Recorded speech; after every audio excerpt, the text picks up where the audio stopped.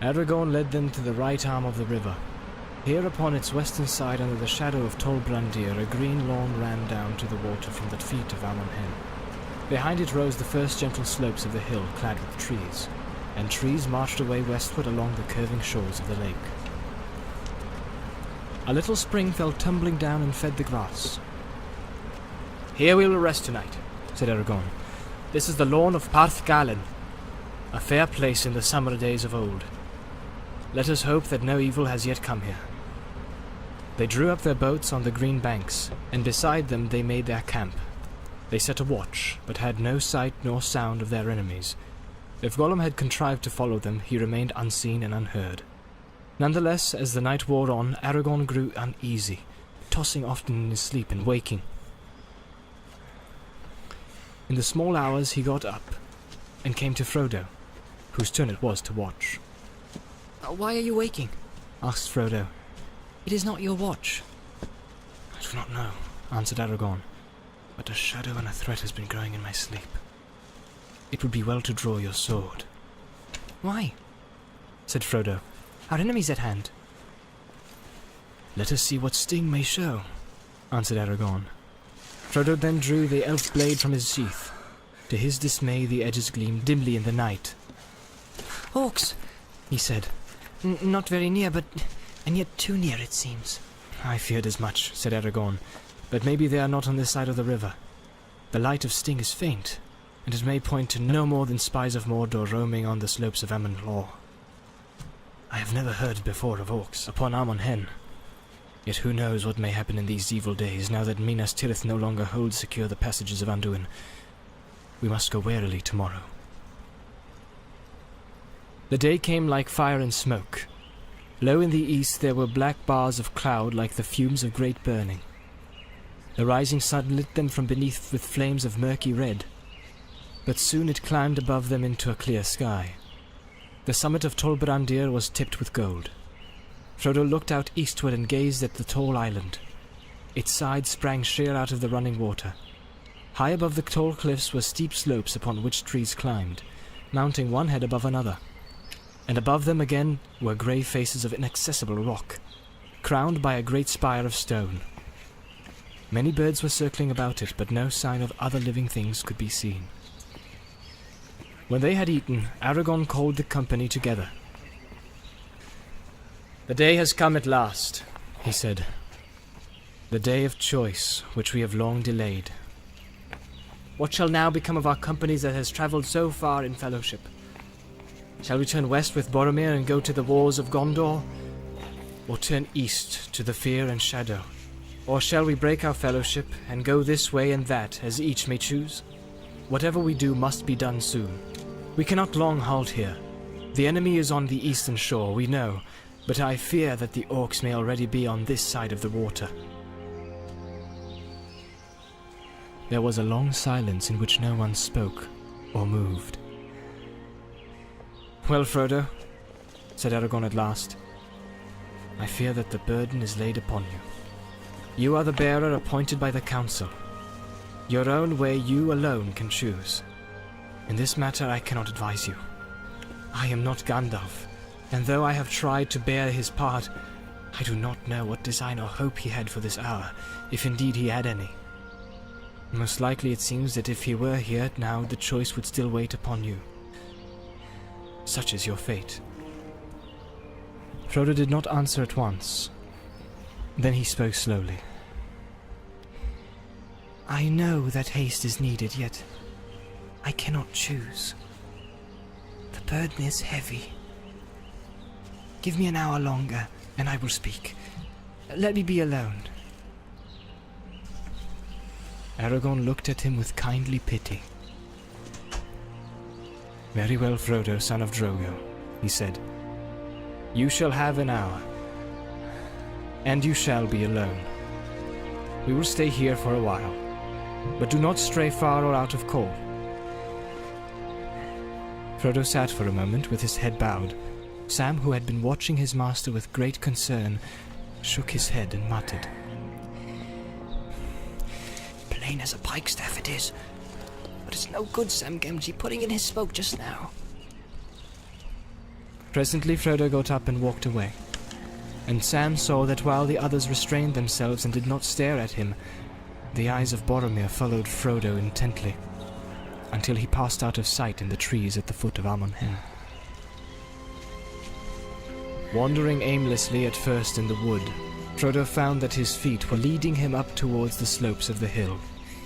He came to a path, the dwindling ruins of a road long ago. In steep places stairs of stone had been hewn, but now they were cracked and worn, and split by the roots of trees, until he came to a grassy place. Rowan trees grew about it, and in the midst was a wide flat stone. The little upland lawn was open upon the east and was filled now with the early sunlight. Frodo halted and looked over the river. Far below him Tol Brandir and the birds wheeling in the great gulf of air between him and the untrodden isle. The voice of Rauros was a mighty roaring mingled with a deep throbbing boom. He sat down upon the stone and cupped his chin in his hands, staring eastward but seeing little with his eyes. All that had happened since Bilbo left the Shire was passing through his mind, and he recalled and pondered everything that he could remember of Gandalf's words. Time went on, and still he was no nearer to a choice. Suddenly he awoke from his thoughts. A strange feeling came to him that something was behind him, that unfriendly eyes were upon him. He sprang up and turned, but all that he saw to his surprise was Boromir, and his face was smiling and kind. "I was afraid for you, Frodo," he said, coming forward.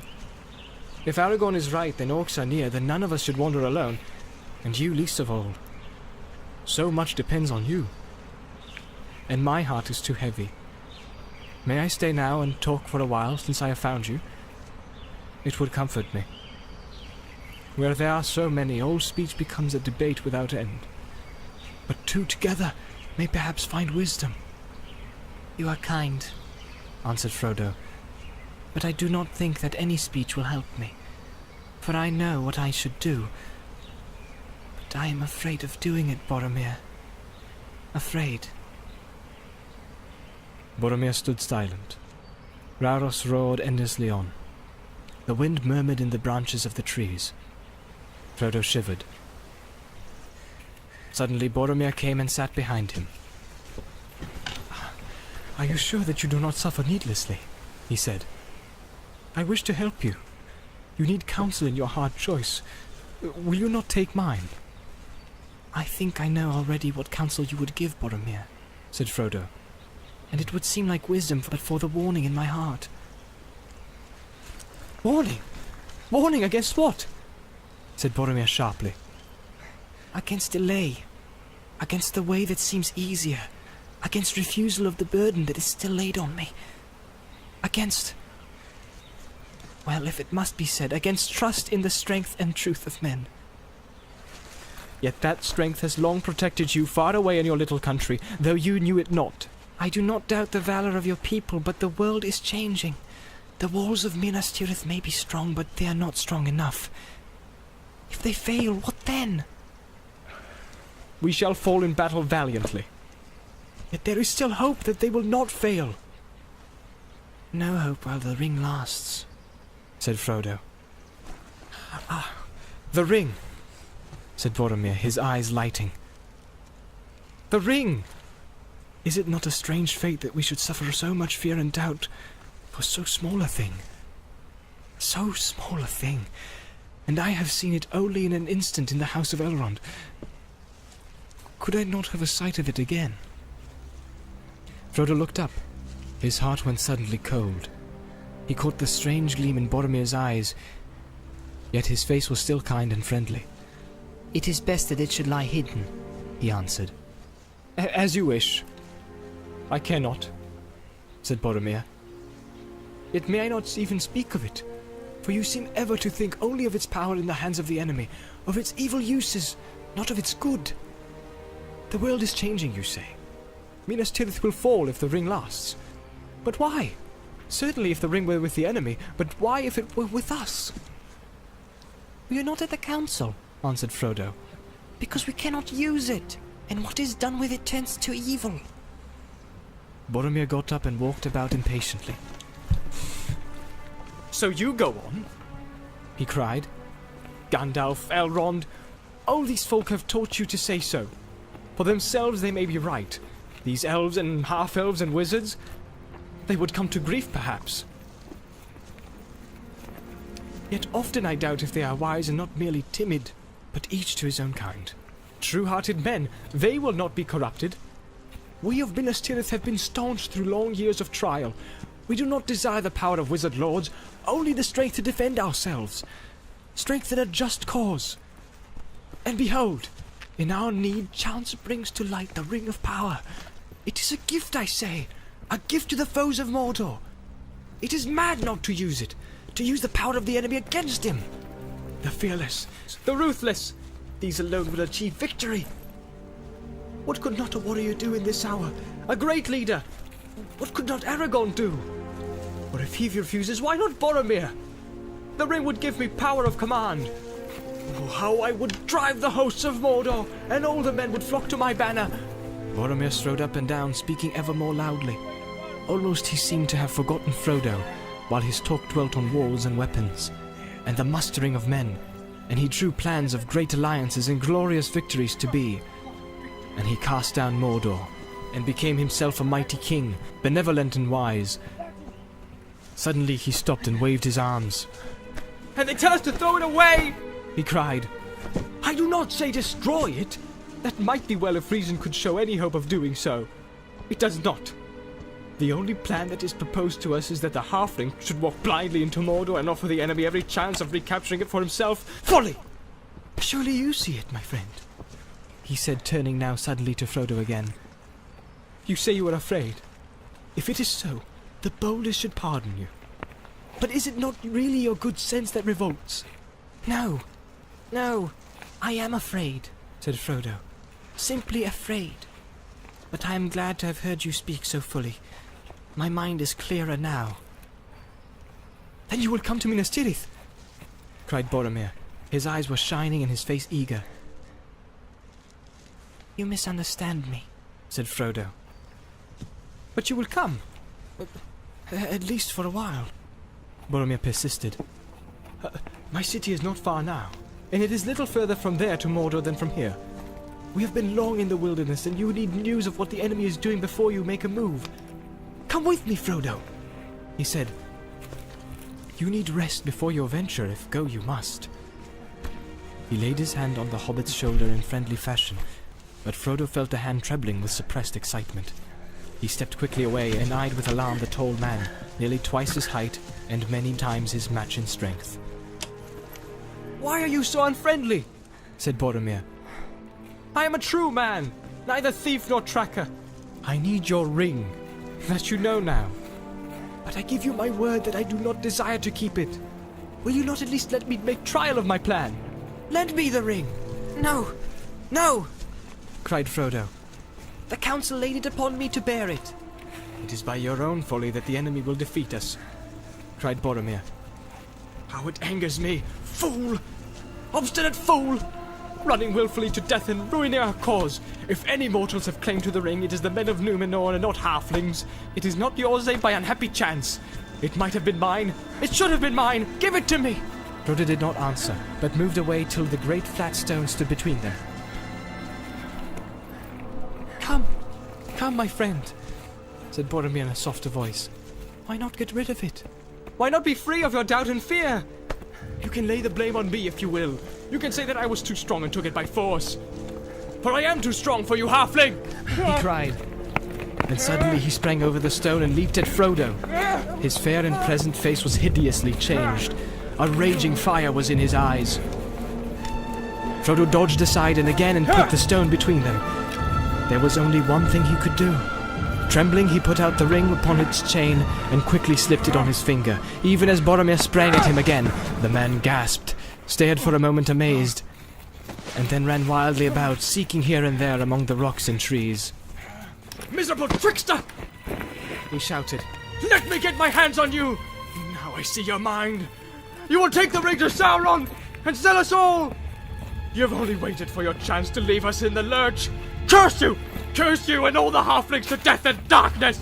Then, catching his foot on a stone, he fell sprawling and lay upon his face. For a while he was still, as if his own curse had struck him down. Then suddenly he wept. He rose and passed his hand over his eyes, dashing away the tears. What have I said? What have I said? He cried. What have I done? Frodo! Frodo! He called. Come back! Come back! A madness took me, but it has passed! Come back! Come back! There was no answer. Frodo did not even hear his cries. He was already far away, leaping blindly up the path to the hilltop. Terror and grief shook him, seeing in his thought the mad, fierce face of Boromir and his burning eyes. Soon he came out alone on the summit of Amon Hen, and halted, gasping for breath. He saw as through a mist, a wide flat circle paved with mighty flags and surrounded with a crumbling battlement, and in the middle, set upon 4 carven pillars, was a high seat, reached by a stair of many steps. Up he went and sat upon the ancient chair, feeling like a lost child that had clambered upon the throne of mountain kings. At first he could see little. He seemed to be in a world of mist, in which there were only shadows. The ring was upon him. Then here and there the mists gave way, and he saw many visions, small and clear as if they were under his eyes upon a table, and yet remote. There was no sound, only bright living images. The world seemed to have shrunk and fallen silent. He was sitting upon the seat of seeing, on Amon Hen, the hill of the eye of the men of Númenor. Eastward he looked into wide uncharted lands, nameless plains and forests unexplored. Northward he looked, and the great river lay like a ribbon beneath him, and the misty mountains stood small and hard as broken teeth. Westward he looked and saw the broad pastures of Rohan, and Orthanc, the pinnacle of Isengard, like a black spike. Southward he looked, and below his very feet the great river curled like a topping wave and plunged over the falls of Rauros into a foaming pit. A glimmering rainbow played upon the fume. And Ethir Anduin he saw, the mighty delta of the river, and pyramids of seabirds whirling like a white dust in the sun, and beneath them a green and silver sea, rippling in endless lines. But everywhere he looked he saw the signs of war. The misty mountains were crawling like anthills. Orcs were issuing out of 1,000 holes. Under the boughs of Mirkwood there was deadly strife of elves and men and fell beasts. The land of the Beornings was aflame. A cloud was over Moria. Smoke rose on the borders of Lorien. Horsemen were galloping on the grass of Rohan. Wolves poured from Isengard. From the havens of Harad, ships of war put out to sea, and out of the east men were moving endlessly. Swordsmen, spearmen, bowmen upon horses, chariots of chieftains and laden wains. All the power of the Dark Lord was in motion. Then turning south again he beheld Minas Tirith.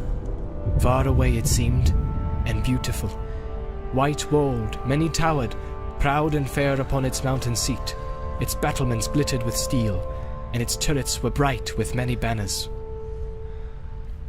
Hope leaped in his heart, but against Minas Tirith was set another fortress, greater and more strong. Thither, eastward, unwilling his eye was drawn. It passed the ruined bridges of Osgiliath, the grinning gates of Minas Morgul, and the haunted mountains, and it looked upon Gorgoroth, the Valley of Terror in the land of Mordor. Darkness lay there under the sun. Fire glowed amid the smoke. Mount Doom was burning, and a great reek rising. Then at last his gaze was held. Wall upon wall, battlement upon battlement, black, immeasurably strong, mountain of iron, gate of steel, tower of adamant. He saw it. Barad-dûr, fortress of Sauron. All hope left him. And suddenly he felt the eye. There was an eye in the dark tower that did not sleep. He knew that it had become aware of his gaze. A fierce, eager will was there, It leaped towards him, almost like a finger he felt it, searching for him. Very soon it would nail him down, know just exactly where he was. Amen-Hlor it touched. It glanced upon Tolbrandir. He threw himself from the seat, crouching, covering his head with his grey hood. He heard himself crying out. Never! Never! Or was it? Verily! Verily I come to you! He could not tell. Then, as a flash from some other point of power, there came to his mind another thought. Take it off! Take it off! Take it off! Take off the ring! The two powers strove in him. For a moment, perfectly balanced between their piercing points, he writhed, tormented. Suddenly he was aware of himself again. Frodo, neither the voice nor the eye, free to choose, and with one remaining instant in which to do so, he took the ring off his finger. He was kneeling in clear sunlight before the high seat. A black shadow seemed to pass like an arm above him. It missed Amon Hen, and groped out west, and faded. Then all the sky was clean and blue, and birds sang in every tree. Frodo rose to his feet. A great weariness was on him, but his will was firm, and his heart lighter. He spoke aloud to himself.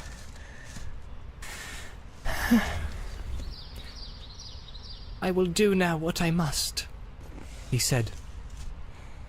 This at least is plain.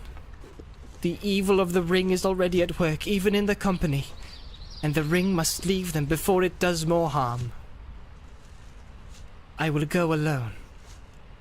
Some I cannot trust, and those I can trust are too dear to me. Poor old Sam, and Merry, and Pippin, Strider too. His heart yearns for Minas Tirith, and he will be needed there.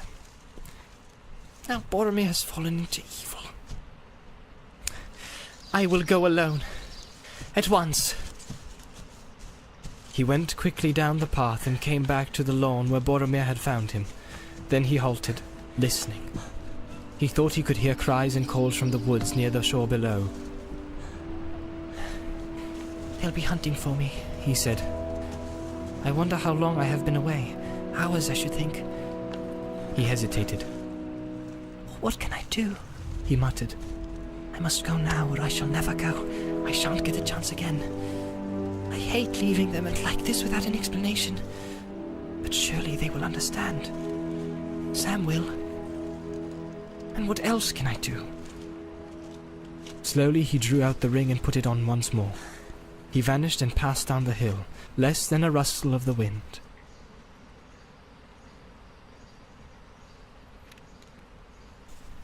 The others remained long by the riverside. For some time they had been silent, moving restlessly about, but now they were sitting in a circle, and they were talking. Every now and again they made efforts to speak of other things, of their long road and many adventures. They questioned Aragorn concerning the realm of Gondor and its ancient history, and the remnants of its great works that could still be seen in this strange borderland of the Emyn Muil. The stone kings and the seats of Hlor and Hen, and the great stair beside the falls of Rauros. But always their thoughts and words strayed back to Frodo and the ring. What would Frodo choose to do? Why was he hesitating? He is debating which course is the most desperate, I think, said Aragorn. And well he may. It is now more hopeless than ever for the company to go east, since we have been tracked by Gollum, and must fear that the secret of our journey is already betrayed. But Minas Tirith is no nearer to the fire and the destruction of the burden. We may remain there for a while and make a brave stand, but the Lord Denethor and all his men cannot hope to do what even Elrond said was beyond his power. Either to keep the burden secret, or to hold off the full might of the enemy when he comes to take it. Which way would any of us choose in Frodo's place? I do not know. Now indeed we miss Gandalf most. Grievous is our loss, said Legolas, yet we must needs make up our minds without his aid. Why cannot we decide and so help Frodo? Let us call him back and then vote. I should vote for Minas Tirith. And so should I, said Gimli. We, of course, were only sent to help the bearer along the road, and go no further than we wished. and none of us is under any oath or command to seek Mount Doom.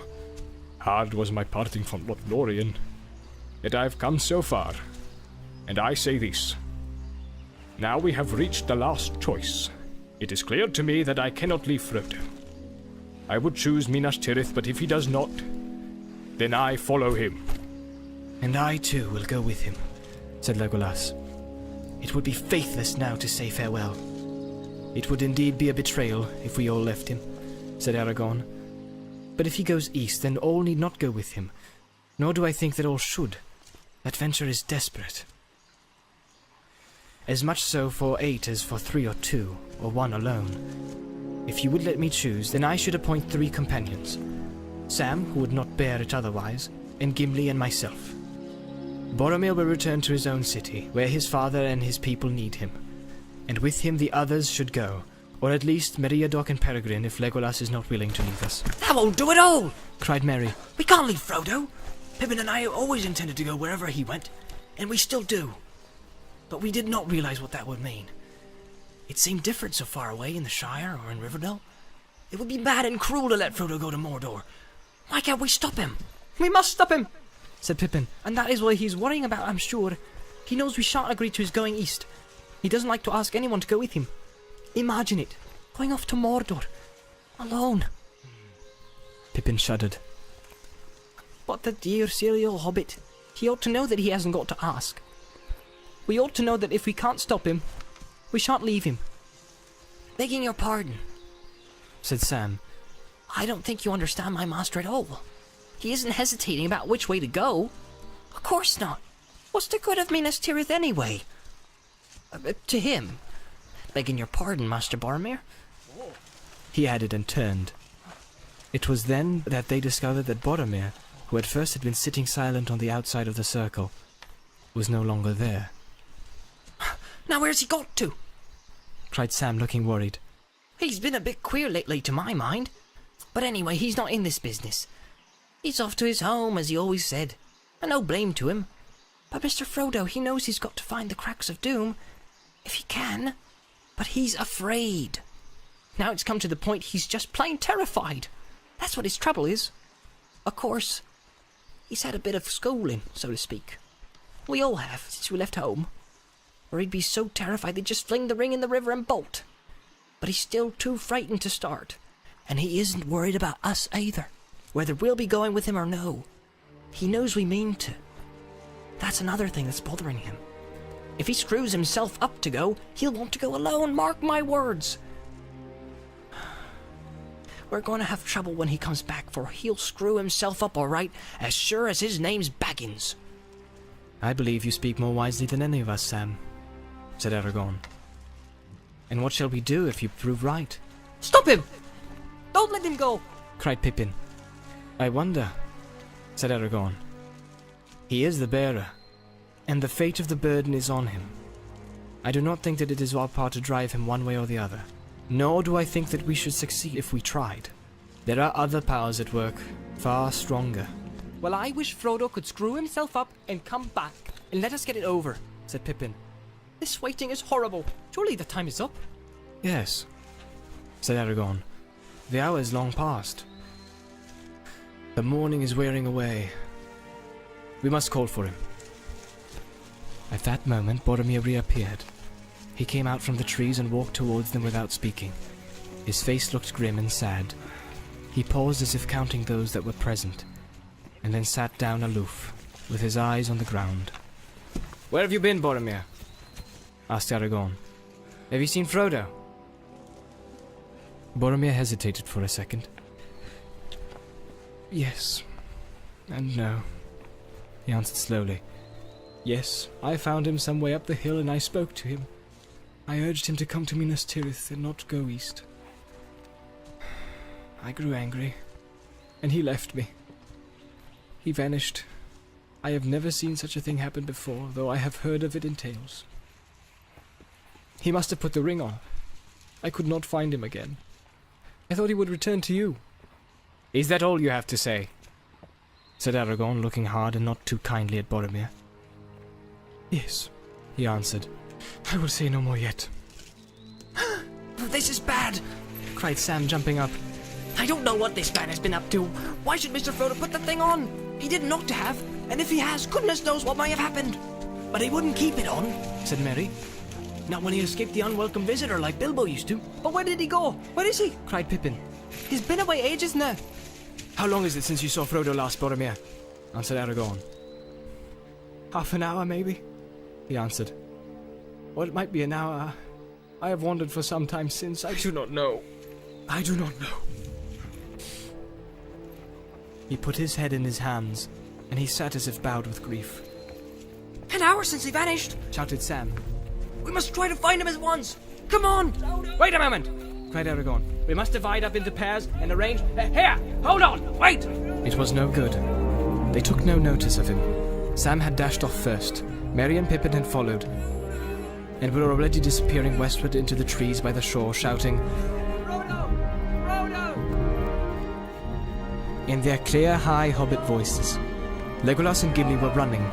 A sudden panic or madness seemed to have fallen on the company. We shall be scattered and lost, groaned Aragorn. Boromir, I do not know what part you have played in all this mischief, but help now. Go after those 2 young hobbits and guard them at the least, even if you cannot find Frodo. Come back to this spot if you find him, or any traces of him. I shall return soon. Aragorn sprang swiftly away and went in pursuit of Sam. Just as he reached the little lawn among the rowans, he overtook him, toiling uphill, panting and calling, Frodo! Frodo! Come with me, Sam, he said. None of us should be alone. There is mischief about, I feel it. I'm going to the top, to the seat of Amonhen, to see what may be seen. And look! It is as my heart guessed. Frodo went this way. Follow me! And keep your eyes open. He sped up the path. Sam did his best, but he could not keep up with Strider the Ranger, and soon fell behind. He had not gone far before Aragorn was out of sight ahead. Sam stopped and puffed. Suddenly he clapped his hand to his head. Whoa!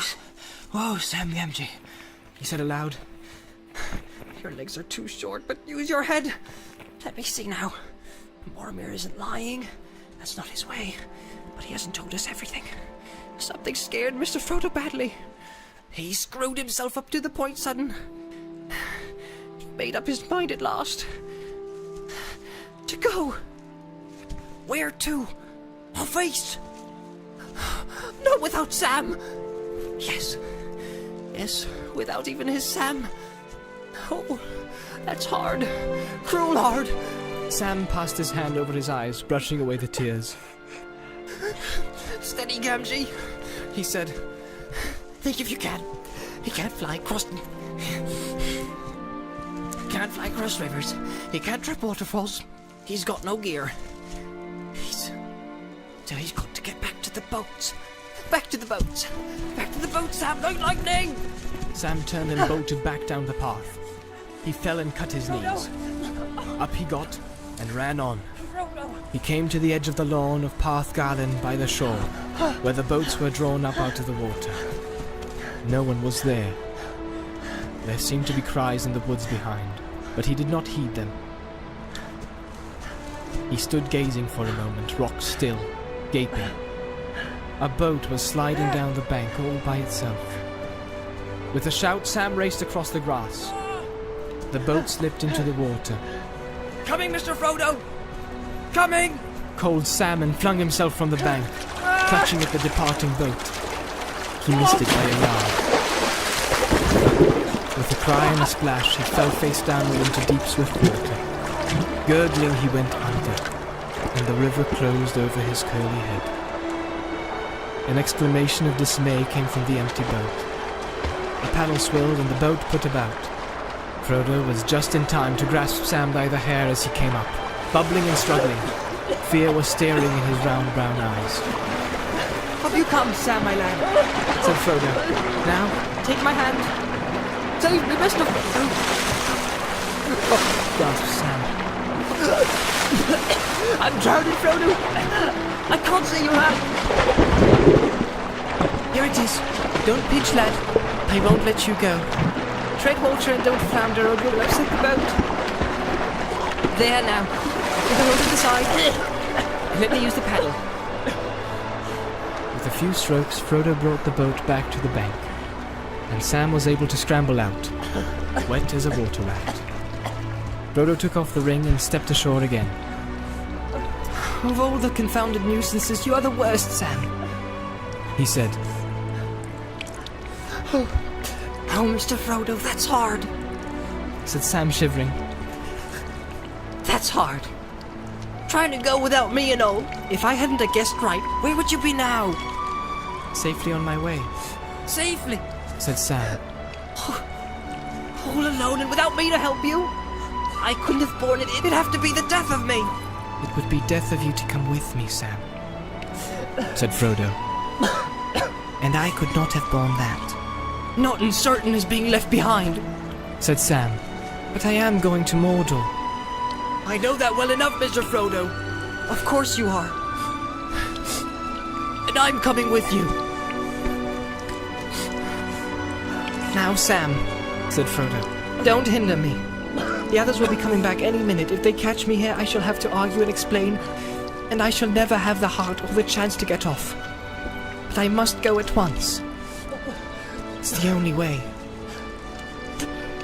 Of course it is. answered Sam.